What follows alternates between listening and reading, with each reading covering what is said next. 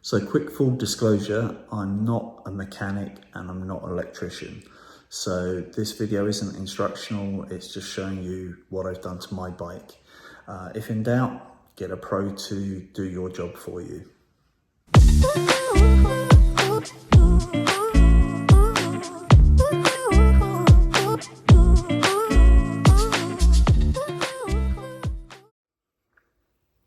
Hello Ride On people.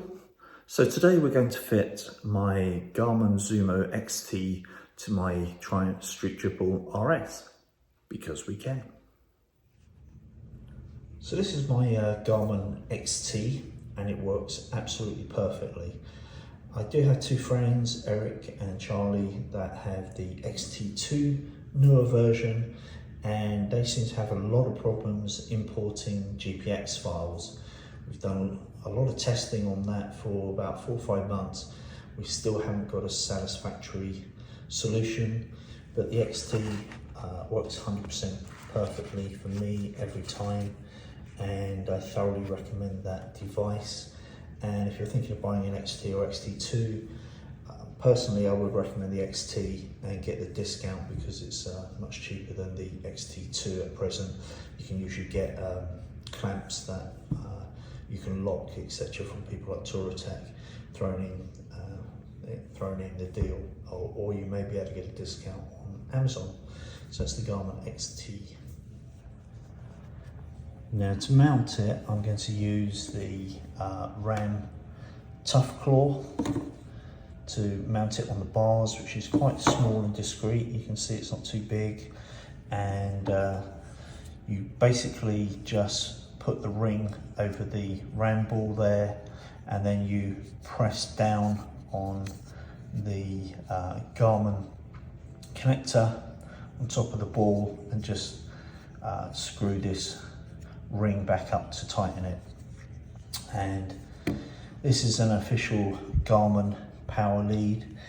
It's got the Garmin logo on top, which should be facing you, and essentially all you do is at the back there, before you clamp this outer and inner together, you feed the cable up through this hole, you turn it around, you press it back in place with your thumb, and at the very top there is a very, very tiny screw which they give you the screwdriver for. You turn it round, you tighten up that screw, and then this is in situ, and then these just slot into little rubber bungs with a 8mm nut on the back, and you just tighten them up with a Phillips and you are good to go. Now to make the power cable work with Garmin, I'm going to use a Haptik TB-U01.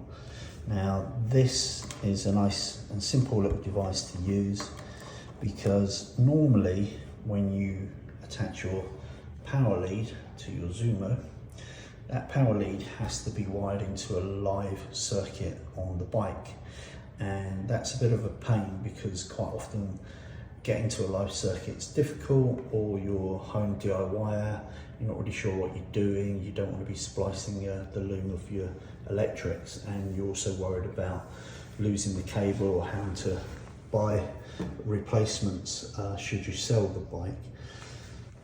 This little box of tricks helps you get around that. It's very simple. You take the positive off the battery, and then the negative off the battery. You put this live ring over the battery, tighten it up. You put the negative over the negative, tighten it up.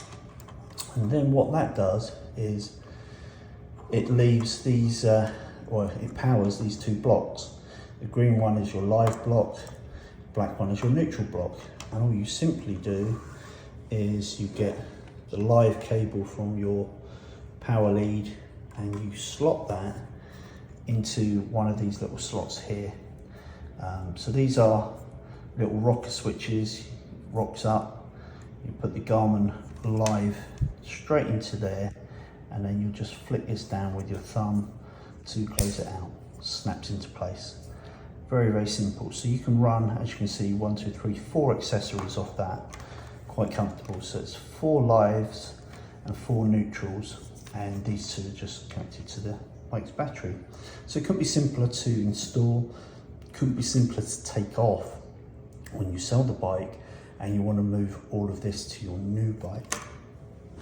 In addition, Haptik Thunderbox also sell the TB USB 1, which you can see there, and that's just a waterproof cover USB, and that goes straight to 2 connectors, which could go straight into here and be powered by here.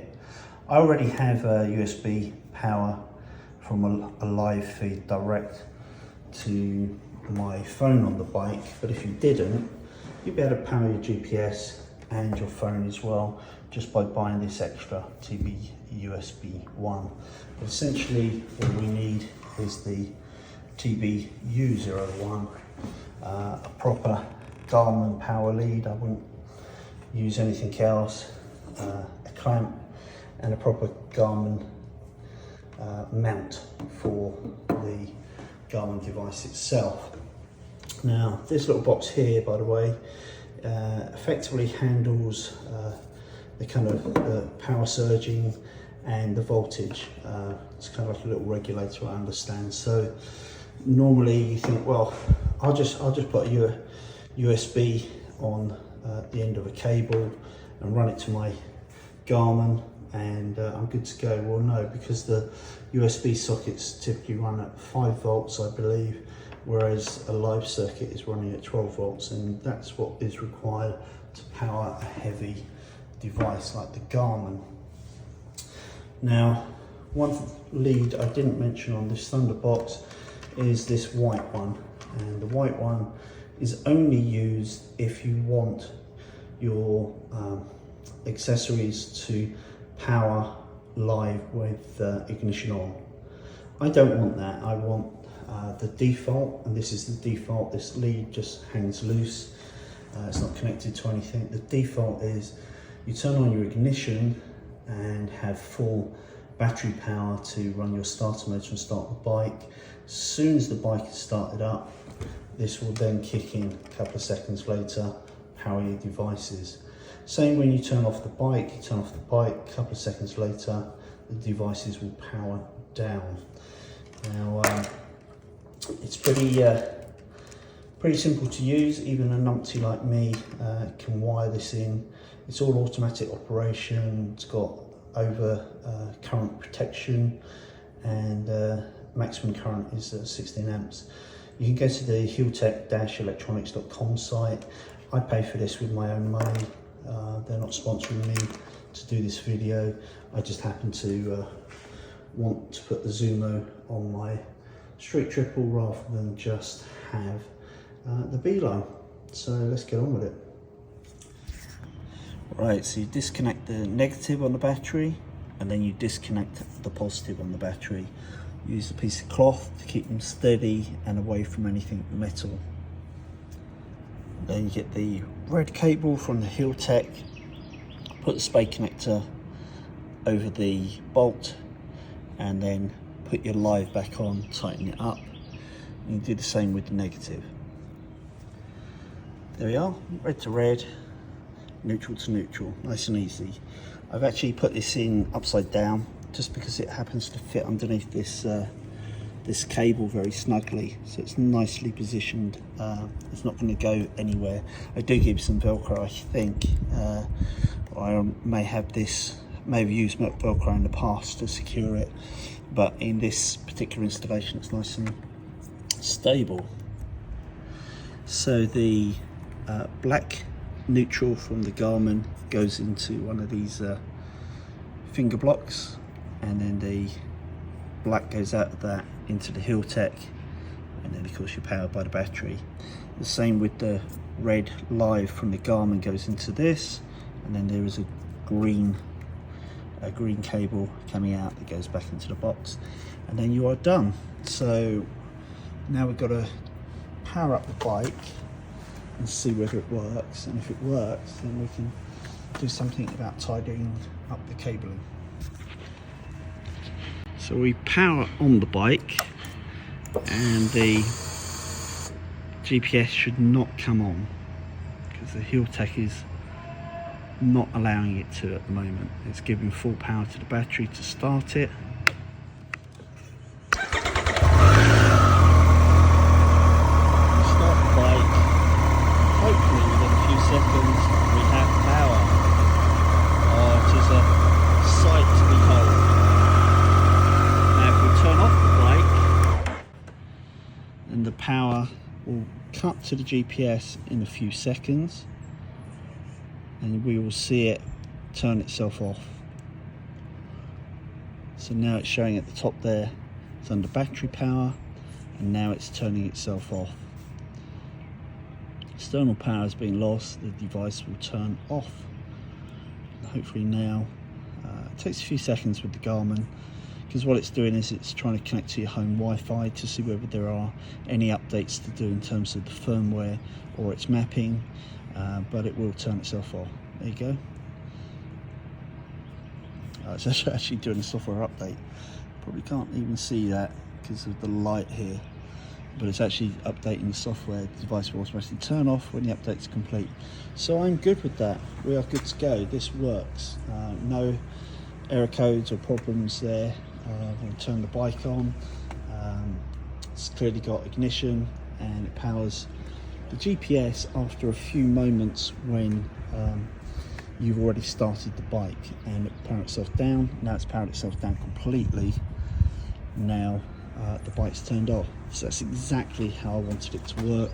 It's the default operation of the Haptik Thunderbox, and it's a nice easy installation for the Garmin. I'll now tidy up the cables and show what it looks like post installation. So we have the GPS, cable running down the back there, goes round, it's routed off this cable here. Got some cable tidying up down here. I could make that a little bit neater. And it runs around here. I've secured this with some Sugru, S-U-G-R-U, some moldable glue, but you could use Velcro. I'll tidy these up, make sure they're hidden, and then that comes through to here. And the Haptik box is nice and tight in there, as are the connectors. And I put the live wire underneath the strap there, stop it moving, and we are good to go. So there we have it then, job done. I might relocate this to a bracket here. I think company in the UK, Protek, do a nice bracket. Might put it central, relocate the cord lock across here, but for now it's up and running. No visible cables, all looking good. It's just this small box here. Going to tidy that up. We're good to go. Video took a while to shoot, but it's literally a 5-minute job, so don't be put off. Have a go. Hey you, if you want to become one of the Ride On people, don't forget to subscribe. Ride often, ride carefully, ride on.